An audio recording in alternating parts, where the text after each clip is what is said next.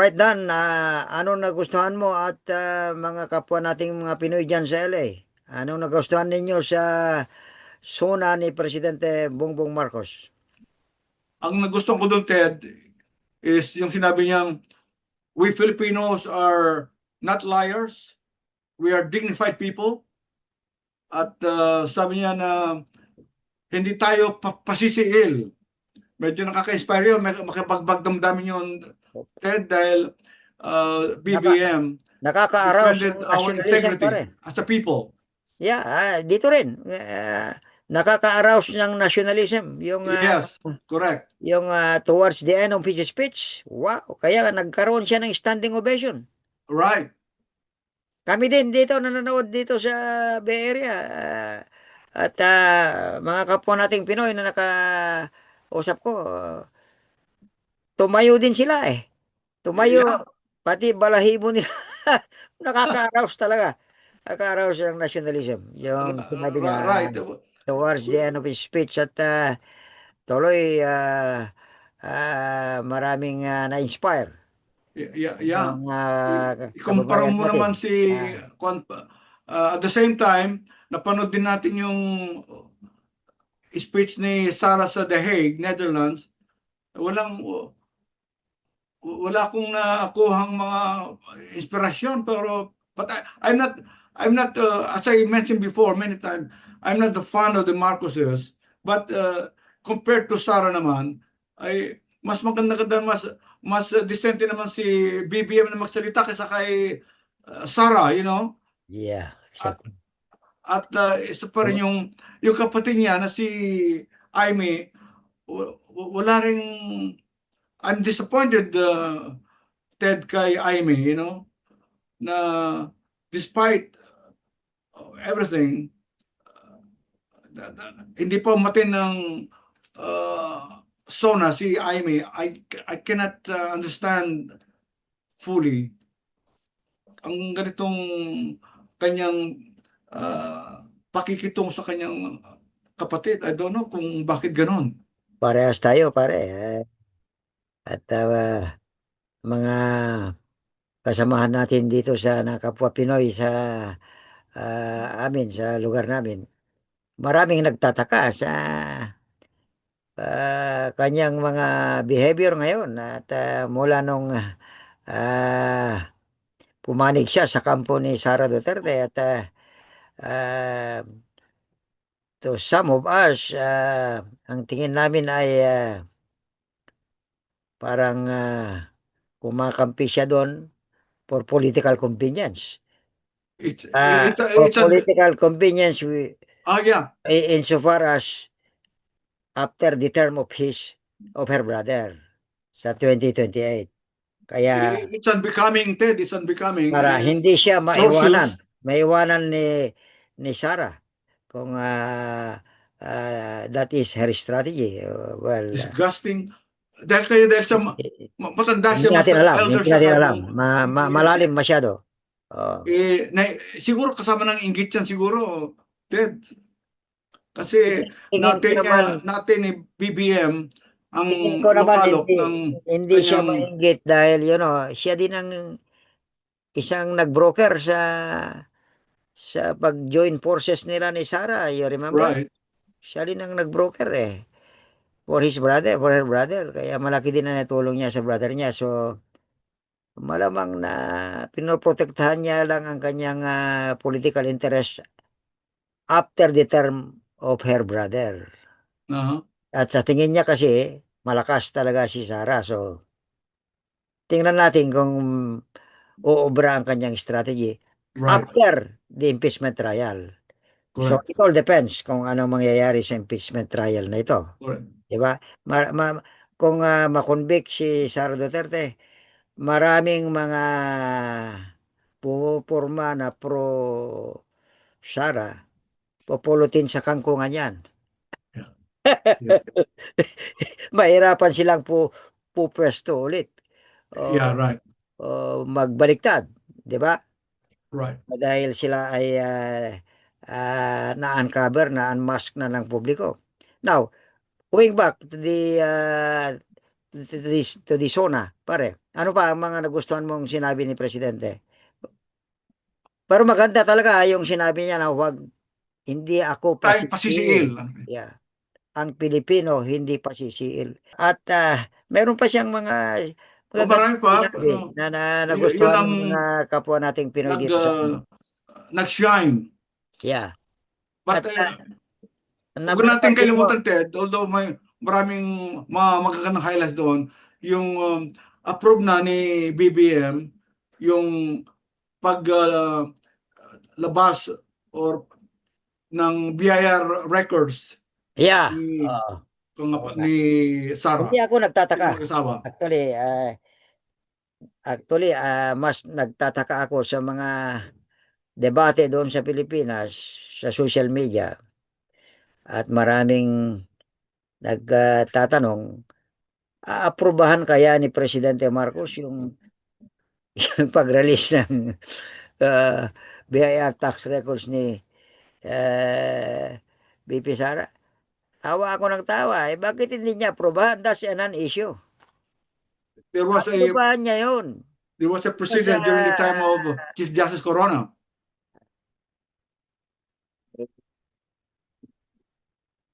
wala na eh. Wala nang dahilan para hindi niya aprobahan, di ba? Yeah, Naghiwalay na sila ng landas. right. Ang dahilan na hindi niya ibigay ang kanyang approval. Right. Ba? Ah, pero meron pa rin isang bagay na naka-receive ng matinding palakpak sa mga kapwa nating Pilipino dito noon sa nung nanood kami sa suna ni Presidente. Mhm. Yung pagdeklara niya na we demand Congress, the EPIRA law. Yeah. Sabi niya, we request. Sabi niya muna, Right. but we demand the Congress to appear the EPIRA law.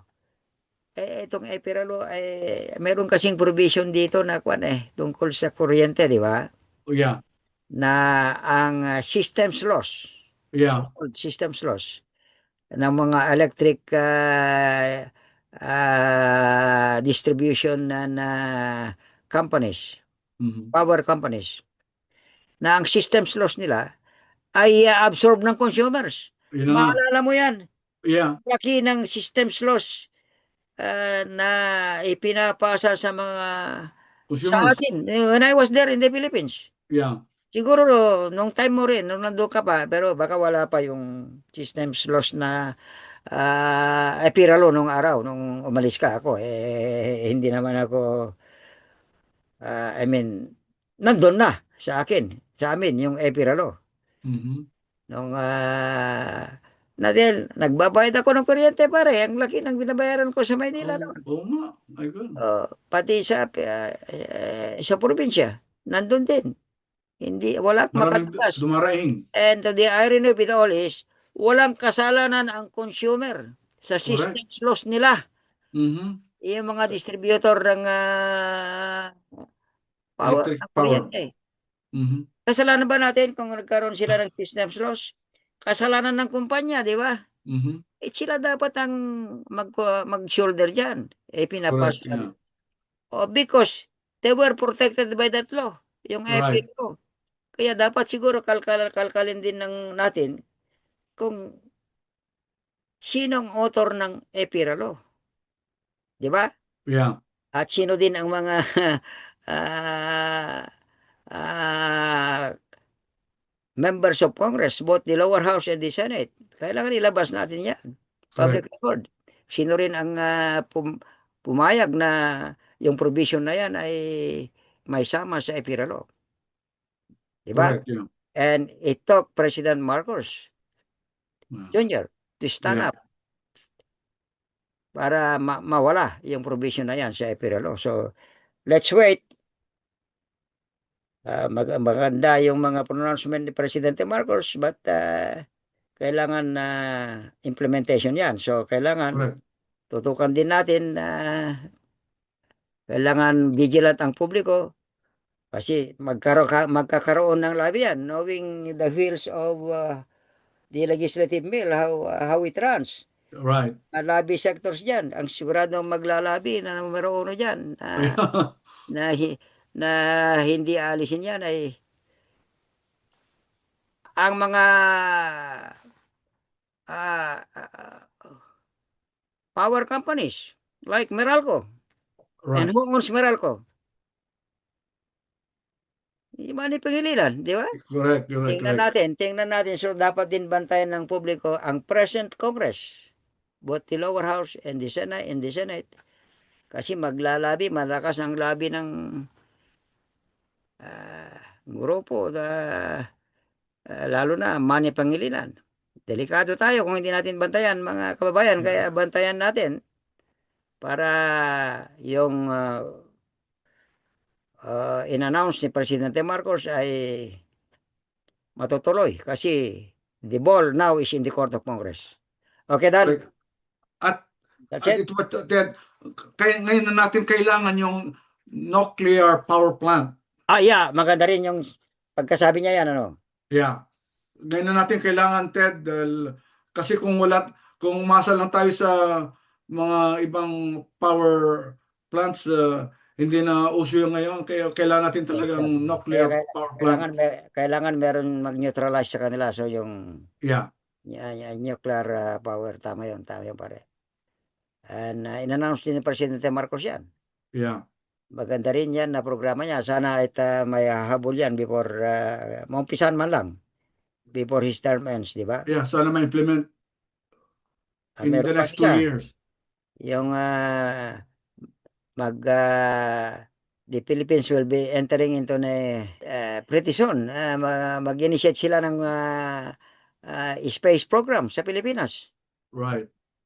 Maganda rin yan. Sana nga ay may habol bago mag ano yung term niya. Alright, we wish you the best uh, uh, Mr. President, at sana ang Philippine Congress natin ay susunod sa iyong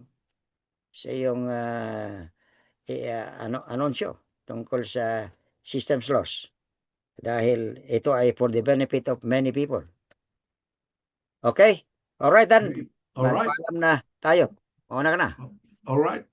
Mga kababayan sa buong mundo, magpapaalam uli kami pansamantala at babalik uli kami.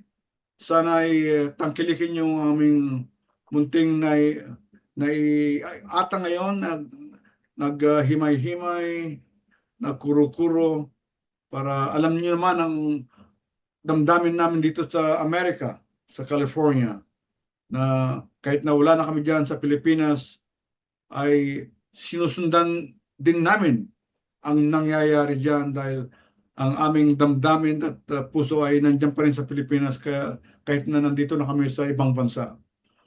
At sa susunod ulit, mga kababayan, back to you, Ted. Alright, mga kababayan, kami po ay magpapaalam na naman ni Dan, pero before I finally say goodbye for tonight's episode, pakiusap po, huwag kalimutan mag-subscribe kung hindi pa kayo nag-subscribe sa ating podcast, Usapang Pinoy sa Amerika. At paki-share na rin at paki-like ang ating programa. Alright, sana po ay nasa mabuting kalagayan